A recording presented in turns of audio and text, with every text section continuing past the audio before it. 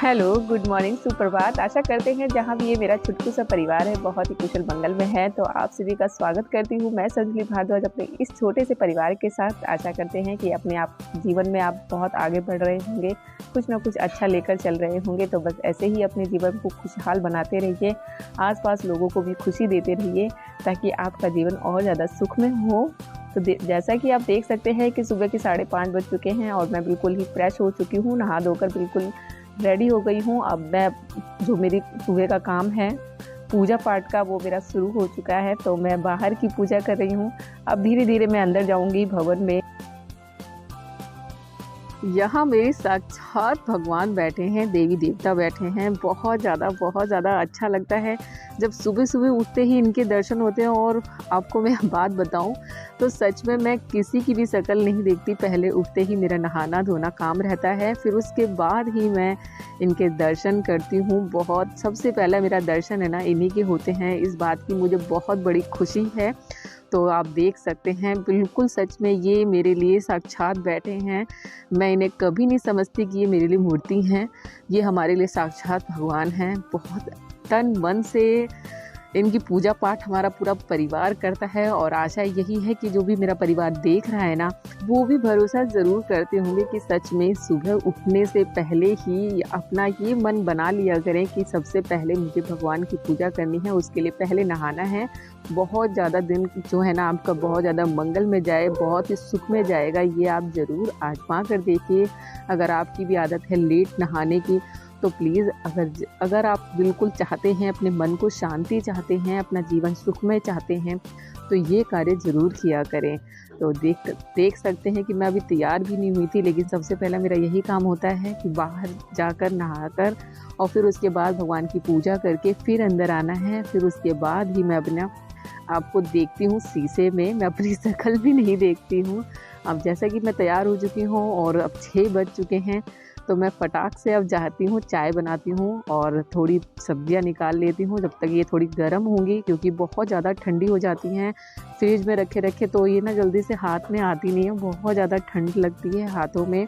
तो इधर मेरी चाय रेडी हो चुकी है और मैं अब ये चाय एक मैं पीऊँगी और एक अपने ससुर जी को दूँगी। वो भी नहा धोकर बैठ चुके हैं क्योंकि वो भी जस्ट उठ जाते हैं, 10-15 मिनट लेट पीछे उठते हैं और नहाते हैं। लेकिन हमारा है कि हम साथ ससुर जी और मैं एक साथ ही उठते हैं। सबसे पहले मेरा होता है नहाना धोना, फिर उनका होता है, फिर वो अपनी आरती पूजा करते हैं। तो इधर मेरा नाश्ता शुरू हो चुका है। तो जैसा कि सुबह सुबह जब उठते हैं ना तो इतने काम होने के बाद ऐसा लगता है कि कुछ ना कुछ खाने को होना चाहिए, बिस्किट नमकीन कुछ ना कुछ मिलना चाहिए। तो इधर में अब मेरी थोड़ी बहुत सब्जियां हो गई हैं गरम, तो अब मैं इन्हें काट लूँगी। आज बन रहा है गोभी, बंद गोभी और गाजर और आलू मटर, यही सारी सब्जियां जो होती है ना मिक्सर करके बनती हैं वही हम बना रहे हैं। तो ये सारी बातें तो हमारी दिनचर्या की होती रहेगी और आप इस वीडियो में देखते ही रहेंगे। तो जैसा कि लोग सोचते हैं ना कि कभी ऐसा होता है हमारे जीवन में, हमारे जब भी कभी ऐसा मोड़ आता है कि हम किसी से हेल्प लेते हैं या किसी की मदद मांगते हैं तो वो हमें अक्सर मना कर देते हैं बिना कुछ सोचे समझे, चाहे भले ही हमने उनके लिए कितना भी किया हो। पर आप कभी इस चीज़ के लिए कभी भी घबराया मत करें, कभी भी परेशान मत हुआ करें, कभी भी दूसरों को कुछ उल्टा मत कहा करें, क्योंकि शायद उसकी मना करने से आपका भी कुछ ना कुछ भला हो सकता है। क्योंकि ये जो कहावत है ना, जो होता है वो अच्छे के लिए होता है, ये बिल्कुल बहुत सही बात है। जिस तरीके से एक कहानी है, एक चिड़ा चिड़िया थे, वो जब देखा उन्होंने कि बारिश का मौसम आ रहा है, आंधी तूफान का मौसम आ रहा है, तो उन्होंने सोचा कि कहीं ना कहीं घोंसला बना लेते हैं। तो एक नदी के किनारे गए, वहाँ पर 2 पेड़ थे। एक पेड़ के पास पहले गए तो उन्होंने साफ मना कर दिया। उन्होंने यही बोला चिड़ा चिड़िया ने कि हमें आंधी तूफान से बचने के लिए अपना एक घोंसला बनाना है, लेकिन उन्होंने साफ मना कर दिया कि नहीं, आप मेरे पेड़ पर घोंसला नहीं बना सकते हैं। बहुत निराश हुए चिड़ा चिड़िया, बहुत गुस्सा भी हुए, पर उन्होंने हिम्मत नहीं हारी, वो आगे गए, किसी और से पूछा तो उन्होंने बोला कि हाँ आप बना सकते हैं, मेरे पेड़ पर घोंसला बना सकते हैं। उन्होंने साफ साफ आप उनको इजाज़त दे दी। तो वो बहुत खुश हुए, पर वो उस वाले पेड़ को बहुत ज़्यादा गलत बोलते रहे, जो कि गलत है और हमेशा रहेगा। इसलिए आप भी हमेशा गांठ बांधिए कि अगर आपके सामने ऐसी कभी भी सिचुएशन खड़ी होती है कि हाँ आप किसी की हेल्प मांग रहे हैं और वो आपको मना कर देता है, तो आपको हमेशा कभी भी उसको उल्टा मत बोलिए, क्योंकि आपके उल्टा बोलने से आपको ही उसका बुरा परिणाम मिलेगा। उसके लिए आपको बहुत ही धैर्य रखना पड़ेगा। जिस तरीके से चिड़ा चिड़िया ने भी हौसला नहीं तोड़ा, उन्होंने भी अगर उसने मना कर दिया तो वो दूसरे पेड़ के पास गए। तो ऐसे ही आपके भी सामने कई मोड़ आते हैं। हाँ, ऐसा लगता हो कि हाँ हमने उसकी मदद करी है तो वो हमारी क्यों नहीं कर रहा है, तो तब भी मत सोचिए, कुछ ना कुछ उसके पीछे ज़रूर भला ही होता है। तो ऐसा ही कुछ चिड़ा चिड़िया के साथ हुआ। बहुत दिनों के बाद आंधी तूफान आए और वो नदी के किनारे ही थे दोनों पेड़। तो वो जब बहुत तेज़ लहर आई ना, तो जो जिसने मना करा था ना पेड़, वो पेड़ उस पानी में बह गया। अब वो चिड़ा चिड़िया देखकर बहुत ज़्यादा खुश हुए कि देखा, हमें मना करा था ना, कुदरत ने ही तुम्हें कैसा सबक सिखा दिया। तो ये गलत तरीका है। और जब वो पेड़ बोला कि मेरा ऐसा कोई मकसद नहीं था आपको दिल दुखाने का, मेरा पूरा मेन मकसद था क्योंकि मैं बूढ़ा हो चुका हूँ और मैं नहीं चाहता था कि मेरे साथ आपकी भी ज़िंदगियाँ इस तरीके पानी में बह जाएं। ये सुनकर वो बहुत ज़्यादा नाराज़ हुए, बहुत ज़्यादा दुखी हुए कि हाँ, ये हमने क्या कर बैठे।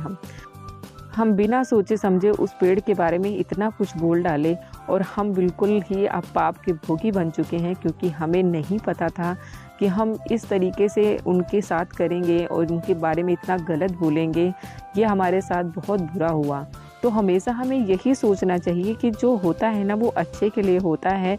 और देखिए, अब वो बूढ़ा व्यक्ति अगर वो चाहता तो बोल भी सकता था, उसका दिल नहीं दुखाना चाहता था। ये कहानी एक बड़ों पर भी, घर में भी लागू होती है कि हमेशा हमें बड़ों की बात भी माननी चाहिए, क्योंकि जो बड़े कहते हैं ना, अक्सर आजकल के बच्चे होते हैं वो अक्सर सोचते हैं कि जो हम कर रहे हैं वो अच्छे कर रहे हैं क्योंकि हम नए जनरेशन में हैं, लेकिन वो ये नहीं जानते हैं कि जो हमारे घर के बूढ़े बड़े हैं वो इन सब चीज़ों से आगे बहुत बढ़ चुके हैं, वो ये सब चीज़ें देख चुके होते हैं। तो ये हमारा इस कहानी में ये भी कहलाता है कि हमें हमेशा बड़ों की भी कहना मानना चाहिए, बड़ों का भी सुनना चाहिए, क्योंकि वो हमेशा जो भी कहते हैं भले के लिए कहते हैं। और देखिए, ऐसे ही कुछ चिड़ा चिड़िया के साथ हुआ।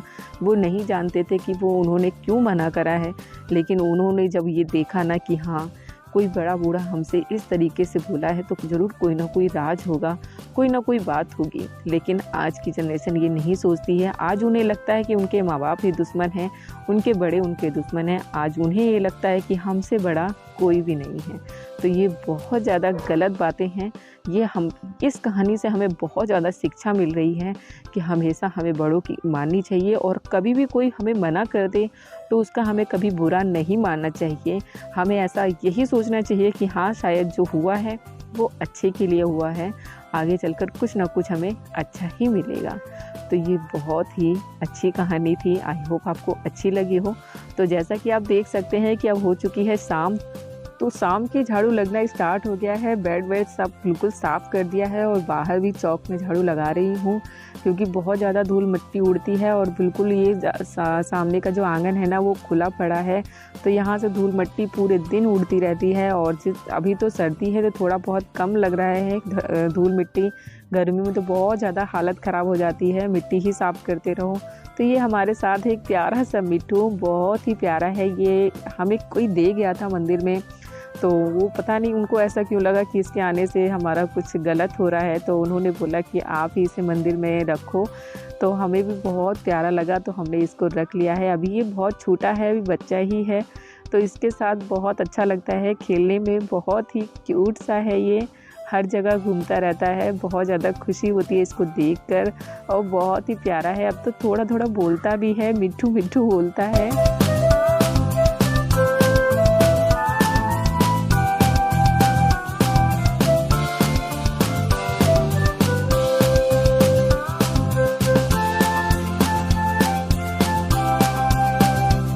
अब हो चुके हैं 4, तो मेरा ट्यूशन का टाइम हो गया है। तो अब धीरे धीरे जैसे जैसे टाइम बीतेगा, अब यहाँ पर शाम हो चुकी है। अब बन रहा है मटर पनीर। तो जितने भी मतलब 4 बज गए हैं, 5:30 बजे बच्चे जाते हैं, फिर उसके बाद मैं खाना ही बनाती हूँ। फिर हम 7 बजे 7:30 बजे तक अपना बिस्तर पकड़ लेते हैं, क्योंकि ये मंदिर है ना, तो इस वजह से जल्दी सोना होता है। तो हमारी आरती हो रही है।